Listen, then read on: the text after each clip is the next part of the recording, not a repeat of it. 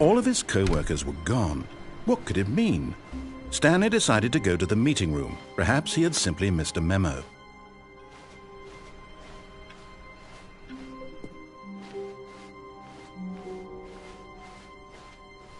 When Stanley came to a set of 2 open doors, he entered the door on his left.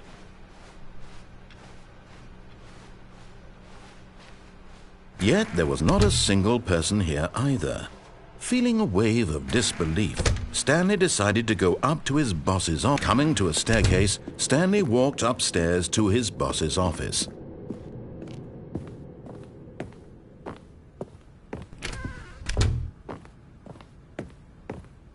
Stepping into his manager's office, Stanley was once again stunned to discover not an indication of any human life.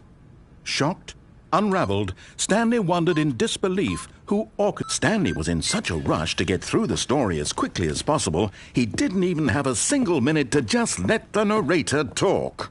That kind of anxiety isn't healthy, so he relaxed for a few moments with some calming New Age music.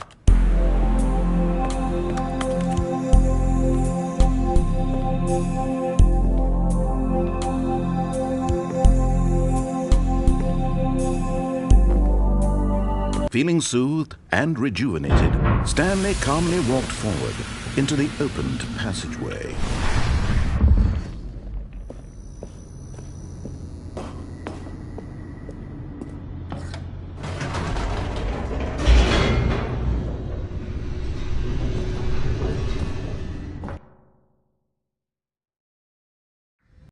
Standing deeper into the building, Stanley realized he felt a bit peculiar. It was a stirring of emotion in his chest, as though he felt more free to think for himself, to question the nature of his job. Why did he feel this now, when for years it had never occurred to him? This question would not go unanswered for long. Stanley walked straight ahead through the large door that read Mind Control Facility.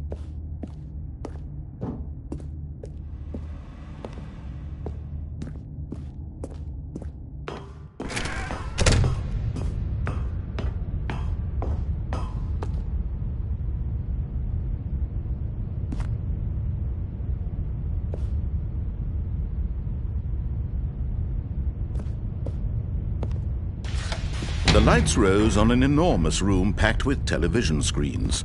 What horrible secret did this place hold? Stanley thought to himself. Did he have the strength to find out?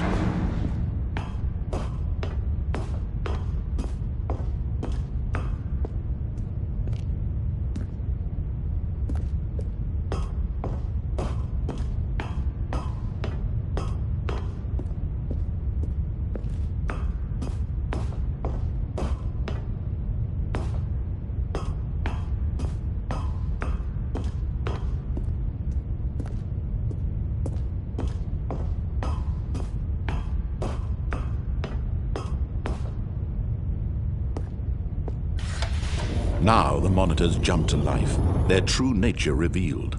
Each bore the number of an employee in the building, Stanley's co-workers. The lives of so many individuals reduced to images on a screen, and Stanley, one of them, eternally monitored in this place where freedom meant nothing.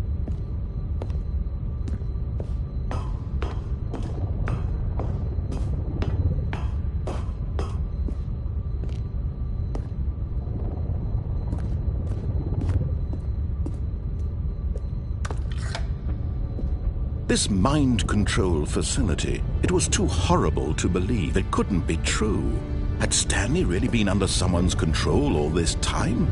Was this the only reason he was happy with his boring job? That his emotions had been manipulated to accept it blindly?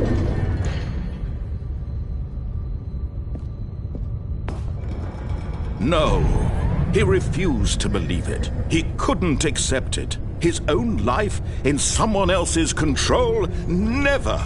It was unthinkable, wasn't it? Was it even possible? Had he truly spent his entire life utterly blind to the world? But here was the proof, the heart of the operation. controls labeled with emotions, happy or sad or content, walking, eating, working, all of it monitored and commanded from this very place. And as the cold reality of his past began to sink in, Stanley decided that this machinery would never again exert its terrible power over another human life. For he would dismantle the controls once and for all.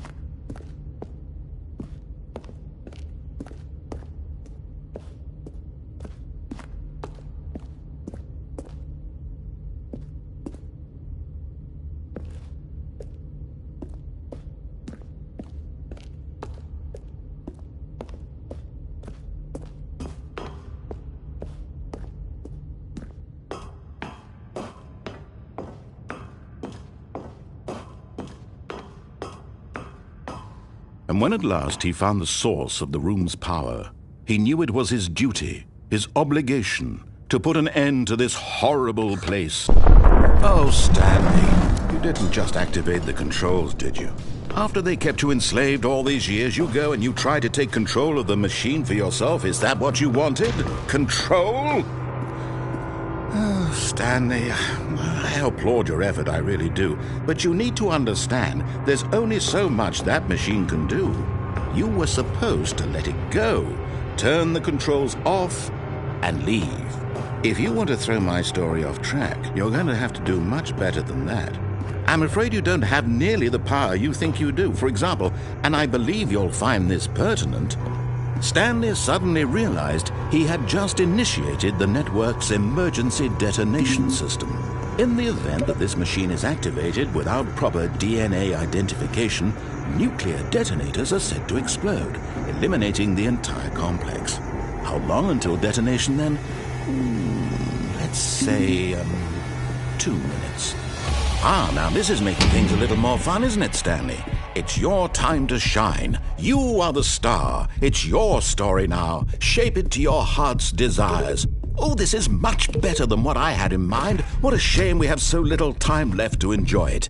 Mere moments until the bomb goes off. But what precious moments each one of them is. More time to talk about you, about me, where we're going, what all this means. I barely know where to start. What's that? You'd like to know where your co-workers are? A moment of solace before you're obliterated? All right, I'm in a good mood. You're going to die anyway. I'll tell you exactly what happened to them. I erased them. I turned off the machine. I set you free. Of course, that was merely in this instance of the story. Sometimes when I tell it, I simply let you sit there in your office forever, pushing buttons endlessly and then dying alone. Other times, I let the office sink into the ground, swallowing everyone inside, or I let it burn to a crisp. I have to say this, though, this version of events has been rather amusing. Watching you try to make sense of everything and take back the control wrested away from you, it's quite rich. I almost hate to see it go. But I'm sure whatever I come up with on the next go-around will be even better. My goodness, only 34 seconds left. But I'm enjoying this so much. You know what? To hell with it. I'm going to put some extra time on the clock. Why not? These are precious additional seconds, Stanley. Time doesn't grow on trees. Oh dear me, what's the matter, Stanley? Is it that you have no idea where you're going or what you're supposed to be doing right now? Or did you just assume when you saw that timer that something in this room was capable of turning it off? I mean, look at you. Running from button to button, screen to screen, clicking on every little thing in this room. These numbered buttons, no, these colored ones. Or maybe this big red button, or this door. Everything, anything, something here will save me. Why would you think that, Stanley? That this video game can be beaten? Won? Solved? Do you have any idea what your purpose in this place is? Stanley, you're in for quite a disappointment. But here's a spoiler for you. That timer isn't a catalyst to keep the action moving along. It's just seconds ticking away to your death. You're only still playing instead of watching a cutscene because I want to watch you for every moment that you're powerless. To see you made humble. This is not a challenge. It's a tragedy. You wanted to control this world, that's fine. But I'm going to destroy it first, so you can't. Take a look at the clock, Stanley. That's 30 seconds you have left to struggle. 30 seconds until a big boom and then nothing. No ending here, just you being blown to pieces. Will you cling desperately to your frail life, or will you let it go peacefully? Another choice. Make it count. Or don't. It's all the same to me, all a part of the joke. And believe me, I will be laughing at every second of your inevitable life from the moment we fade in until the moment I say, happily ever after.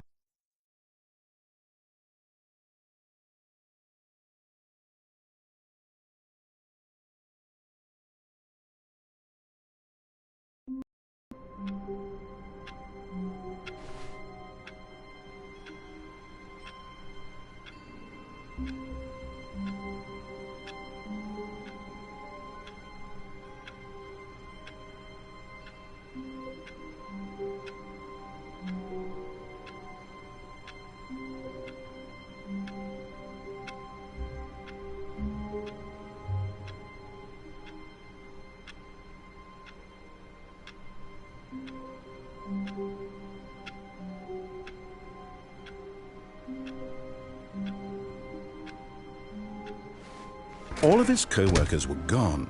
What could it mean? Stanley decided to go to the meet.